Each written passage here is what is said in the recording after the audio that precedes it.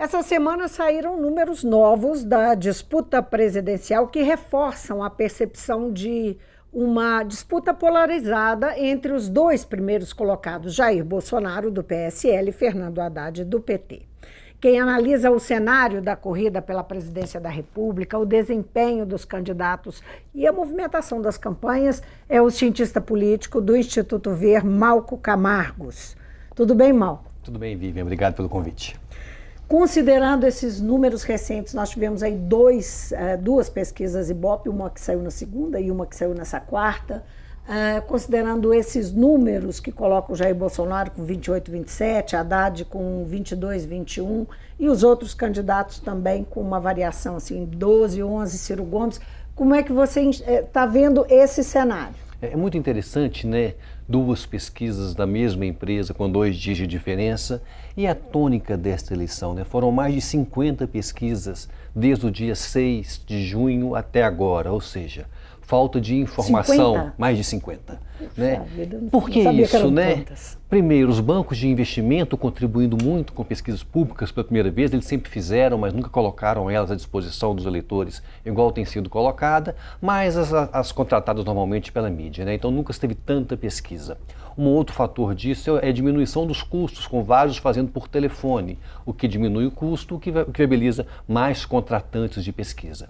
Agora, por mais incrível que pareça, com todo mundo esperando tanta mobilidade, tanta oscilação nessa campanha, esta eleição tem sido marcada por uma incrível estabilidade. Desde 2017, o resultado é exatamente o mesmo. A campanha se dá, a eleição se dá na polarização. De um lado, o candidato do PT, primeiro Lula, depois Haddad, versus Jair Bolsonaro. É o petismo versus o antipetismo. Fora disso, nenhuma diferença, nenhuma onda, nenhum candidato ascendeu significativamente. A não ser uma queda mais acentuada de Marina, essa é a única movimentação mais constante e consistente entre todos os institutos, de todas as pesquisas, ou seja, um cenário a princípio tão adverso, tão diferente, nós estamos marcados por uma incrível estabilidade. Considerando assim, o que mais se fala em relação a Jair Bolsonaro na situação que ele ocupa, apesar dele ter crescido nas últimas semanas, especialmente desde que ele sofreu aquele ataque, mas se fala muito em teto de Jair Bolsonaro. Em relação a Haddad, você tem sempre uma expectativa de avanço, até porque ele teve saltos, não é? Os números mostram saltos nessas últimas semanas. Então, eu queria que você traçasse um cenário aqui para nós, tentasse fazer a gente entender qual que é a realidade mesmo desse cenário. Nós podemos pensar que Bolsonaro chegou num teto e que Haddad vai continuar avançando, ou que não, ao contrário? O que nós podemos então, vamos lá, imaginar? Né? Bolsonaro tem crescido constantemente durante a campanha. Qual que era a aposta de todo mundo, né? Ou de quase todo mundo? Nós já falamos aqui no programa anterior que eu me divergia dessa aposta.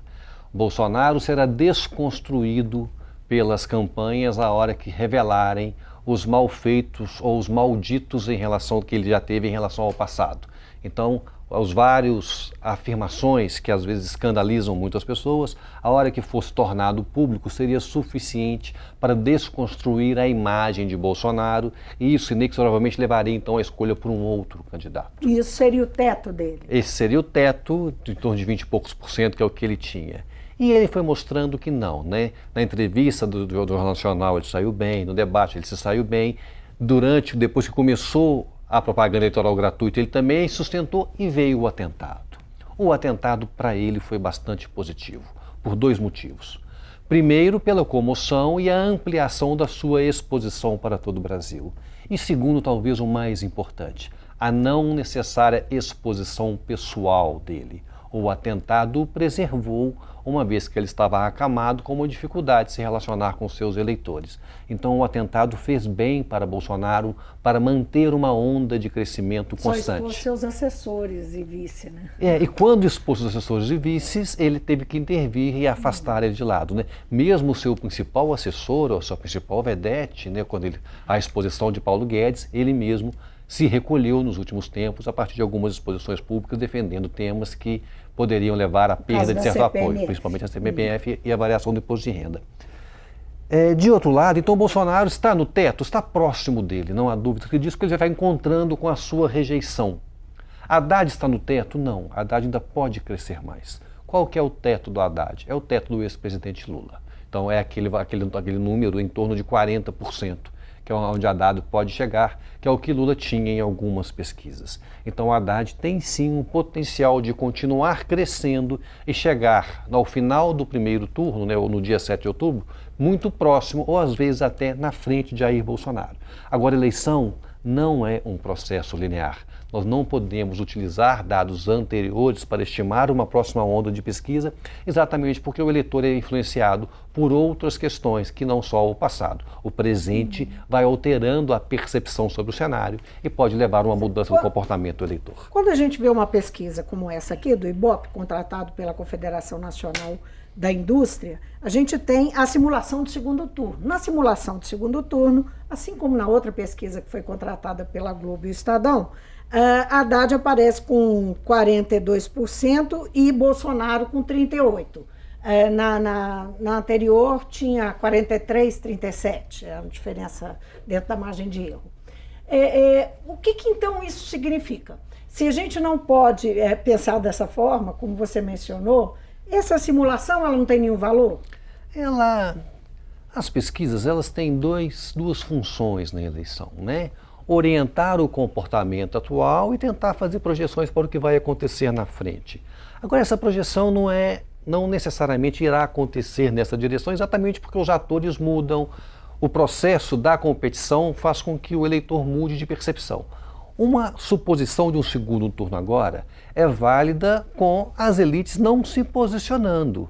Agora, é claro que depois do dia 7 de outubro, fechado esse primeiro round, o jogo se reacomoda. E nessa reacomodação pode sair esse resultado bastante diferente do que temos hoje, né? Se Haddad continuar crescendo, pode ser que ele abra uma diferença maior ainda na turma. O posicionamento dos candidatos derrotados pode fazer diferença. O voto útil, é o voto clássico no segundo turno, né? Qual uma novidade dessa eleição? Essa eleição tem duas novidades, eu acho, né? 3. Primeiro, a ausência da campanha na rua, fruto do constrangimento das regras eleitorais e da canalização de recursos para as campanhas proporcionais e não para a campanha majoritária. Não há campanha de rua em quase nenhuma cidade deste país, né? Então, uma campanha invisível nas ruas dos candidatos. Primeiro ponto. O segundo ponto é exatamente essa estabilidade do processo. Ninguém cresce, ninguém diminui no cenário. E o terceiro, essa ampla divulgação. Muito, né? Você quer dizer muito, né? E o terceiro, essa ampla divulgação de pesquisas, fazendo o eleitor a cada momento se informar e repensar se sua direção está correta. E nesse sentido, alguns candidatos tentaram antecipar um comportamento que não é comum, o voto útil no primeiro turno. O primeiro turno não é para isso, a eleição tem 2 turnos exatamente por o eleitor possa escolher quem quer que seja o seu candidato no primeiro, independente das chances dele. E a partir do segundo turno, ele faz a escolha do menos pior ou do mais próximo do seu ideal. E alguns candidatos tentaram, de maneira infeliz e que não atingiu sucesso, antecipar no primeiro turno o voto útil. 2 candidatos fizeram essa estratégia, os 2 se deram mal até o momento. De um lado, Ciro Gomes, de outro lado, Geraldo Alckmin, colocando como aqueles mais capazes de vencer o pleito, seja contra um lado, contra o PT, ou contra Jair Bolsonaro do outro lado. Pensando em discurso, né, que é disso que você está falando nesse momento, como é que você vê o discurso que Haddad tem adotado, não é? Ele tem tentado fugir do enfrentamento, naturalmente, imagino, para evitar desgaste, e tem aí uma estratégia que foi colocada com a substituição, com Haddad no lugar de Lula. Como é que você vê o resultado até agora da estratégia e do discurso? não há dúvidas que entre todos os candidatos, o único que desconhece todos os demais é Haddad. Desconhece no sentido de não se referir a eles na sua campanha, né? Haddad se dá o luxo de falar do passado do governo do PT, pulando quase sempre um período do governo Dilma. Agora, mais recentemente, até começou a fazer uma defesa do que sofreu o presidente e do que foi feito nacionalmente para que o resultado alcançado fosse o pior possível, acusando então os seus algozes, e a defesa do ex-presidente Lula, daquele legado do PT. E de outro lado, coloca algumas propostas para o seu governo. Então, uma campanha que se dá ao luxo de desconsiderar todas as demais. Jair Bolsonaro, não. Já faz a sua campanha toda se referindo ao PT. E Geraldo Alckmin, nesse processo, fica de intermediário. Bate no PT e bate em Bolsonaro, tentando se colocar como alguém que seja capaz de derrubar esses dois extremos. Mas na prática, o antipetismo contra Bolsonaro. Mas na prática, o resultado colhido, a gente tem visto aí, né? Uma campanha muito estável para Geraldo Alckmin, não chegando a 2 dígitos durante todo o processo. Agora, qual que é a força, assim, se você pudesse fazer uma projeção agora em relação ao antipetismo? Né? Nós temos, o antipetismo é muito forte. Então por isso que essa projeção do segundo turno agora, sim, ela não considera isso com tanta clareza.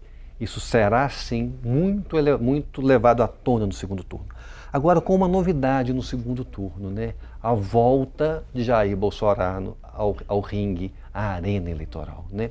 Eu me pergunto muito qual será o desempenho de Jair Bolsonaro com uma exposição de televisão com um tempo muito maior, ou seja, ele tendo que fazer um programa com muito mais tempo, tendo que dar mais voz às suas propostas, ao seu modelo de país, etc. E, principalmente, no enfrentamento cara a cara com outro candidato.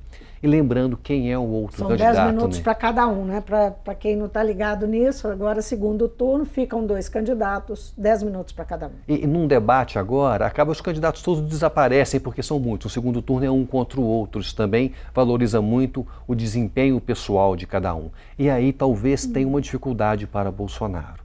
Entre os políticos que estão disputando a eleição presidencial, Haddad tem uma oratória bastante convincente, uma postura pessoal moderada, uma visão de país um pouco diferente do seu próprio partido. Foi assim na Prefeitura de São Paulo, por exemplo, a austeridade fiscal, que nunca foi uma bandeira muito levantada pelo PT, foi uma prática de Haddad na Prefeitura. Então, o que o coloca com um discurso mais próximo daqueles vários que criticam o PT, o que pode fazer bem para ele, para quebrar esse antipetismo, que pode levá-lo à derrota, sim, no segundo turno. Por isso que eu acho que essa projeção, neste momento, ela não é muito válida para o que vai acontecer a partir do dia 7.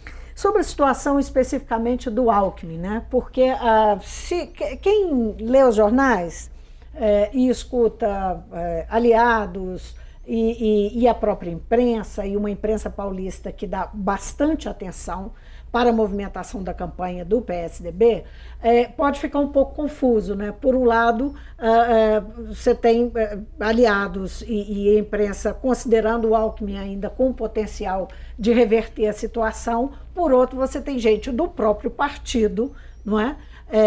O Marconi Perillo defendendo Bolsonaro e criticando a campanha do Alckmin. Tem o Marcos Montes, o vice de Anastasia, na chapa de Anastasia aqui, defendendo o apoio a Bolsonaro, claramente fazendo isso.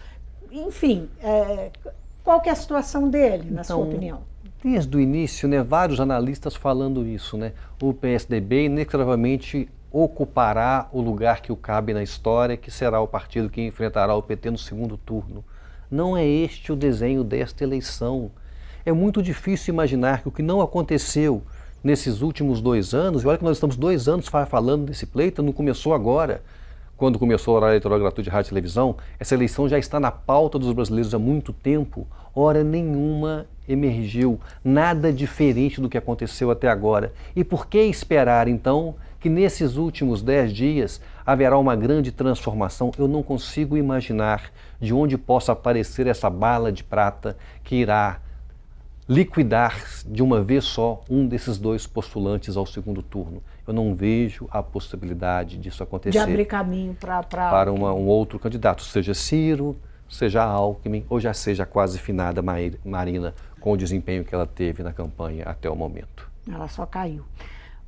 PSDB, só fazer um parêntese aqui na nossa conversa, PSDB. O PSDB, depois da eleição, se perdeu o governo de São Paulo. Assim como o PSDB Sim, talvez considerando apostasse... que Alckmin fica fora do jogo, e perde o governo de São Paulo. Não dá para apostar na morte de partidos políticos, né? Quem olhou o PT em 2016, aquele resultado daquela eleição, muitos apostaram que o partido estava condenado à sua morte, teria um desempenho pífio nas eleições dos governadores, na eleição presidencial não tinha nenhuma alternativa e não faria uma bancada capaz de sustentar o tamanho do partido. Não é este o cenário, então não há dúvidas. Ao que tudo indica, em 2018 o PSDB pode ser talvez o maior derrotado deste pleito, né? Agora, daí para frente, pode ser que o partido consiga reverter essa situação. Vai depender do quê? Do desempenho de quem assumir o país daqui para frente. Se conseguir fazer algo muito melhor, provavelmente o PSDB ficará um pouco para trás, terá mais dificuldade para recuperar a sua imagem. Agora, se fizer um governo similar ao que está, por exemplo, a alternativa pode ser, vou buscar no velho PSDB figuras capazes de fazer de fato o governo que nós esperamos que até então não teve. Ou seja, depende do desempenho do próximo presidente para que o partido possa se recolocar neste processo. E há sim alternativas para que ele possa se reposicionar. E o partido, e essa situação, não é, do partido em nível nacional, pode impactar Minas Gerais, em que né, nós temos aqui uma disputa para o governo do Estado, em que a Anastasia e sua chapa, enfim, tem caminhado de forma confortável. O governador está em segundo lugar, a Anastasia tem 10 pontos de frente, segundo a última pesquisa. Como é que é a sua percepção? Então, qual que é toda a aposta do PT? A nacionalização da disputa no primeiro turno para poder Pimentel sustentar um pouco na popularidade do PT, ficar mais próximo disso, levar para o segundo turno. E no segundo turno apostar numa eleição casada. Haddad, Pimentel, numa aposta que num alinhamento Minas com o governo federal, Minas entrará como estado prioritário nos investimentos do governo federal e, caso isso aconteça, as grandes obras, o reajuste da dívida, perdão de algumas dívidas, possa acontecer a partir desse realinhamento, né? É um discurso que é possível, agora não é fácil de acontecer, né? Agora, se for levado para o segundo turno e enfim, esse avanço de Haddad em nível nacional pode aí chegar a influenciar, não? Pode sim, então essa é a aposta do Pimentel. Então, o seu desempenho do seu governo, que é tido como regular ou mais uma avaliação mais negativa para a maioria dos mineiros, seja compensado com um alinhamento com o candidato à presidência, com grandes chances de ganhar a eleição, e a partir daí Minas poderia ter uma situação diferente do que teve até o momento. Mas o eleitor presta atenção nessa história de alinhamento? Esse é o ponto, Vivi. O que o eleitor está olhando é a imagem construída por cada um, né? E é bom lembrar, é um discurso que também tem um contraponto fácil, né? O Anastasia vai falar que a boa aprovação enquanto ele era governador, o presidente era do Partido dos Trabalhadores, ou seja, não houve nenhuma diferença. E vai falar também que o presidente não é louco de renegar o tamanho do eleitorado de Minas para uma disputa daqui para frente, penalizando quem quer que seja o governador.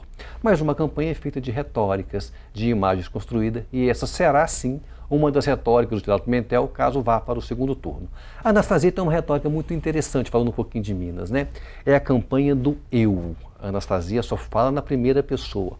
O seu slogan é Anastasia né? Que é uma novidade na política, né? Com isso ele se defende de que a Anastasia é Aécio, mas de outro lado ele se distancia de tudo que se espera da política, que o Anastasia seja alguém que represente um grupo, um conjunto de ideias. Ele deixa claro que não, mas o eleitor mineiro está apostando que esse é o melhor caminho até o momento para essa disputa, e vamos ver se ela vai encerrar agora no dia 7 ou não, mas tem grande chance da eleição em Minas acabar no dia 7 de outubro. Agora, e a disputa para o Senado, né? Que também, claro, de qualquer maneira acaba em 7 de outubro, mas na última pesquisa a gente viu aí no Datafolha uma mudançazinha de cenário aí num segundo pelotão, o Dilma continua com uma franca liderança, mas o segundo pelotão se mexeu, né? Se mexeu com uma mudança de estratégia, né? Eles pararam de olhar uns para os outros e começaram a enfrentar Dilma, colocar-se uma posição a Dilma para tentar buscar. A aposta inicial dos candidatos era ser o segundo voto da Dilma, ou seja, uma eleição casada com a Dilma. E mudaram-se as estratégias. Agora polariza com a Dilma, buscando ser uma antítese em relação... Eles quem? Principalmente Rodrigo Pacheco, que tem uma possibilidade de exposição maior. Fábio Cheyren entrou no jogo muito atrasado, tenta recuperar o tempo perdido, e Carlos Viana tem muito pouco espaço de exposição na televisão e não tem uma candidatura majoritária que o segura. Então ele é o mais exposto a essas mudanças de estratégia. Ele é o que pode ser ultrapassado porque o seu prestígio foi conquistado anteriormente e não durante o pleito. Então aqueles que estão tentando construir durante o pleito o seu prestígio tem tido bons resultados. E Diniz Pinheiro? Diniz agora teve uma nova mexida na sua estratégia, né? Tem tentado se colocar como candidato de Bolsonaro, ou seja, um alinhamento com a campanha nacional para ver se consegue se distanciar deste bolo, né? Eu acho que a eleição mais emocionante que nós vivemos é exatamente essa segunda vaga do Senado, dado que as outras estão muito estáveis desde o início. Agora você falou que a candidatura, a disputa para o governo do estado pode terminar no segundo turno. Segundo os números, ainda há uma distância, já há uma distância razoável, né? A soma dos outros candidatos está bem, digamos, pelo menos 5, 6 pontos superior ao número que a Anastasia tem. Agora, o que acontece na reta final é um pouquinho do esvaziamento das candidaturas menores, convertendo para aqueles que têm mais chance exatamente numa busca de um voto útil. Então, o que dá mais possibilidade ainda dos dois, e se ela se distribuir igualmente entre os dois, se metade deixa para Pimentel e metade for para Anastasia, o pleito se encerra no dia 7 de outubro. Bom, há 10 dias, né, com esse cenário que nós temos e as incertezas que nós temos no país e as preocupações que nós temos com o futuro, como é que você vê o momento pós-eleitoral, as nossas perspectivas? É muito interessante, né, porque eu até muito pouco tempo atrás apostava que na polarização o centro entraria um pouco mais forte, acabaria escolhendo um lado, o que dificultaria a governabilidade caso aquele que ganhasse não tivesse o apoio do centrão. Mas hoje, depois de tudo que aconteceu, de como se deu a disputa e do fracasso da estratégia do centrão de abraçar o Geraldo Alckmin, a minha leitura é que este país seguirá dividido até o dia 28 de outubro, ou seja, até o segundo turno, mas já do primeiro para o segundo turno, a minha aposta é que o centrão não fará uma escolha, fará uma adesão àquele que ganhar. Se eu estiver certo, se isso acontecer, a eleição já tem um vencedor. Esses do centrão que estarão no governo, independente de quem seja, o vitorioso e o derrotado. De outro lado, dará a governabilidade necessária para esses dois extremos, entendendo que o PT representa um extremo, mesmo o partido não sendo um partido de extremo mais, tal como Bolsonaro está muito mais extremo do que o PT, mas na disputa ideológica acaba que a gente pode falar assim, é uma disputa entre extremos, mas não ideológica, é entre o petismo versus o antipetismo. E nesse cenário, o centrão dará governabilidade para qualquer um dos dois, ou seja... Mas isso é suficiente para neutralizar o clima tenso, os ânimos exaltados, que o petismo e o antipetismo, não é? Esse embate leva? A gente sempre aposta uma racionalidade das elites políticas, né? E talvez eles possam aprender com o que aconteceu em 2014, né?